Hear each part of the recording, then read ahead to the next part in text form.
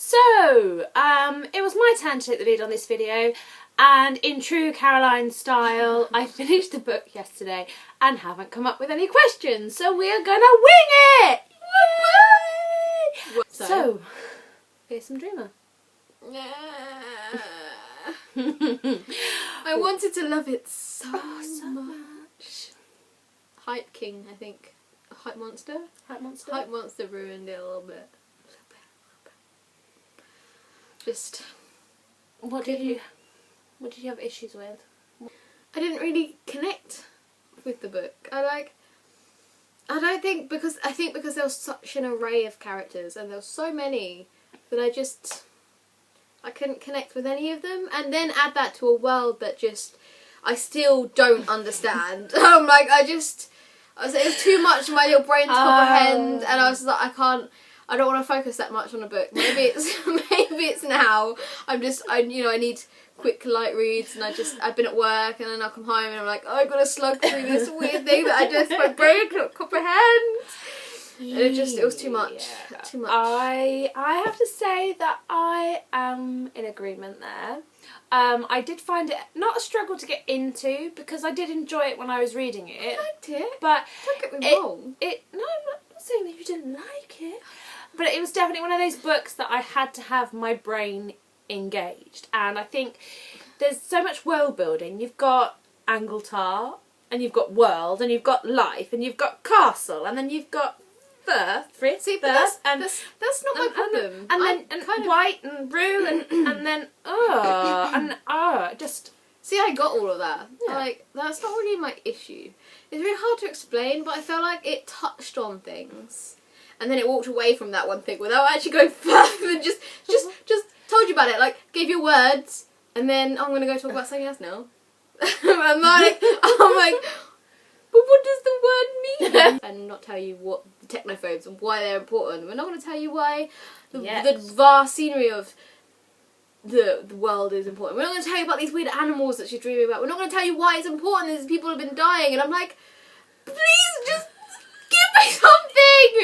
I'm reading this book and all this stuff is happening. And it's like, it will be explained. It will be explained. Get to the last page. Where was my explanation, guys? I kind of felt like it was half a book. That's my issue. I got to the end of it and I was like, there's one thing where you get a sequel and you know there's another one coming. Yes. And but it didn't feel like it was the end of a book. It felt like it was the middle of a book. Yeah. And it's not like there's a cliffhanger to keep you going until the next. What's going to happen next? It's kind of like, what's going to happen? Why have I been told this information? That doesn't make sense in my brain. And to the point that I I don't really want to read anymore, because I feel like it's just going to be more of the same. See, I do want to read more, because I'd like to finish the book. I'd like to finish the story that started, but then I had a look, and it's a trilogy, and it kind of felt a bit weird, because the way it's written, almost like it's one big book that's been chopped in half, but it's not a 2-part, it's a 3-part, and if I'm going to have to kind of just be fed more information in the next book, as you say, without any explanation, and now I've got to wait for the final book, another 18 months to really find out anything that's going on, then it's going to be a bit of a struggle. It didn't sit right with me, the ending. I was just like, where's the rest of it? It's really hard to explain if you haven't read it, and I understand it's amazing and the writing is brilliant. It's we'll get onto that later, yep. but we're talking about plot now. It's like you're watching a TV series, and you know when you're in the middle of a TV series and then they go, oh yeah, by the way, we're not coming back for 6 months. So essentially, it wasn't enough. And because it wasn't enough, it makes me not like it as much, and therefore I don't want to read the next one, because I'm like, well, it's going to be so long now until I read the next one, I'm not going to remember what happened in the first one, and it's going to be pointless. Do you not think though the fact that you want the answer so badly? I don't, but the thing's I just it. Do you think it's series fatigue? You're like, oh, I can't be doing with I this. just can't be bothered. I don't have time in my life to deal with books that are half written. Sorry, Laure, I loved it. It was brilliant. Don't watch this. I love you. You're an amazing person. Do you think books, even if they're part of a series, should be able to stand on their own merit? Yes, and I think that's the problem. It doesn't stand on its own. And it's nothing without the next book. There isn't you've a plot got the build up, and it's an arc. it's like, this is book 2 and this is book 3. it's almost like you're introduced Nothing to all the key happens. players, And that's it. and you're introduced to the key elements of the world, and we have a little bit of understanding. We kind of know what Angletar is, and what world is, and what life is, and some of the disadvantages there. And there's the mysterious castle thing, and the weird ghost, and then you're introduced to the characters, and then they meet. That's it. They meet. And then, like, where is the relationship You don't I was know- promised in the anything- synopsis? You don't know anything about anything by the end of it. It's like literally, you know things. Obviously, you know more than when you started, but it just it dips and dives, and it doesn't actually tell you anything. Ah! Like, it's the introduction It's to like an a amazing pilot series, episode. but it doesn't stand on its own as a story. It's No. just the first part of the story. As far as this series is concerned, what we're saying is buy all 3 books, Wait until they're but out. wait till they're all out, and then read them back to back. I think the problem is, I loved the ideas. I loved the writing. I loved the whole country aspect, the set weird up. writing, the weird dialogue, and the hedgewitch, and I loved it so much. But where was the rest? I do need to read it now, and I do need to know, because I've invested in these characters and this world building, and now I want my story. See, I'm not invested. That's the problem. I love it. I love the story. I love the concept. But I'm not invested in the story or the characters or what happened. I was just like, meh. So, if you had to pick a character, who would you say was your most interesting character? Which one did you find the most connection to? I don't like Frith. Thrift is my favourite!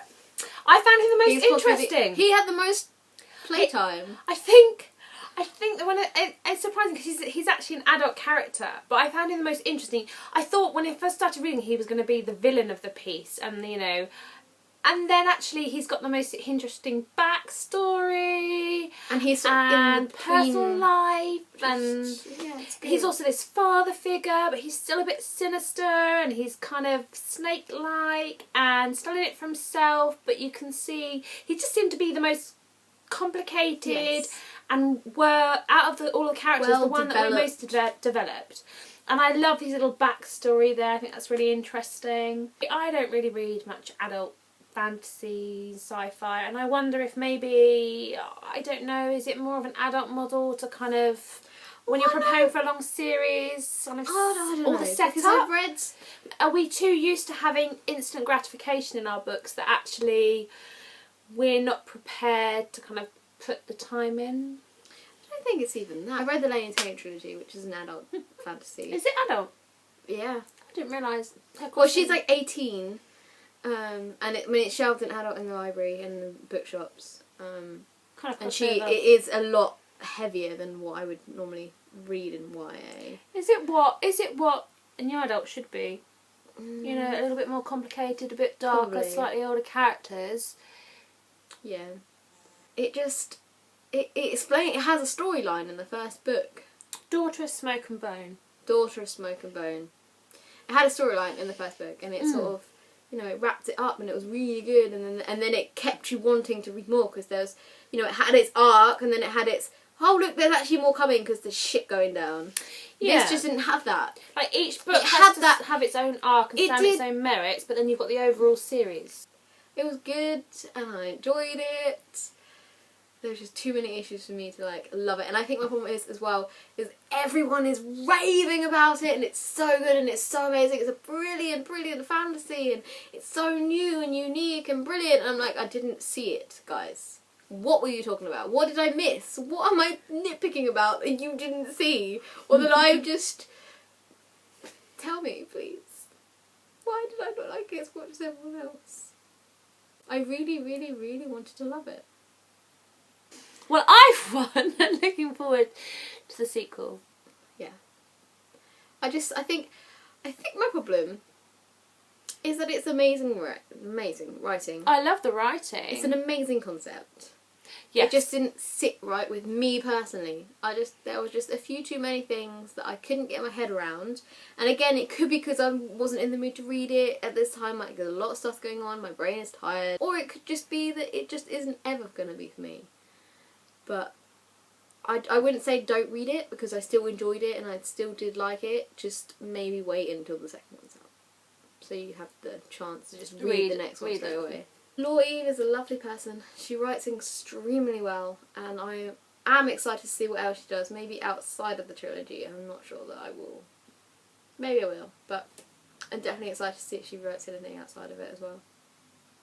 That's what I would say. Thank I think you, that's guys. everything. It is. Oh wait, no, Except- it's not. We got to tell you what we're reading next. What are we reading next? Well, we're reading Vicious. Okay, but it's the bottom of the pile, which is holding up the camera. We'll be right back, Hold on guys. a second. Vicious by V.E. Schwab. This we have both been looking forward to reading for a long time, me especially. I've had Everyone's raving about it. everybody, and some of the blog. After this review, it's a bit worrying. Oh no! It's been hyped. Oh, the pressure. Basically, both Faye and I have borrowed this book from bloggers whose opinions we really trust, and they have been raving about this book. So hopefully, this one will live up to the hype. Yes, let's hope so, because I really want it to. Because I've read a short story which is to do with this book, and it was awesome, and makes me really excited for this one, and made me know that V.E. Schwab, Victoria, is really, really good at writing. So yeah, this should be good. And it's a standalone, which is always good, so we won't have the same problem. Thank just goodness. If you liked our review, if you disagree with us, if Yeah. you agree with us, Discuss! please tell us in the comments below. We'd love to hear from you. And have you read Vicious? What did you think of it? And Maybe don't hype too much. what do you think about hype? Do you think that the It's good. hype monster helps you identify books that you love? Does it make the experience a bit disappointing? Very. Talk to us. Let us know. We love talking. Or if not here, find us on Twitter. We're always Come on chat with Twitter. us. Until next time. Bye.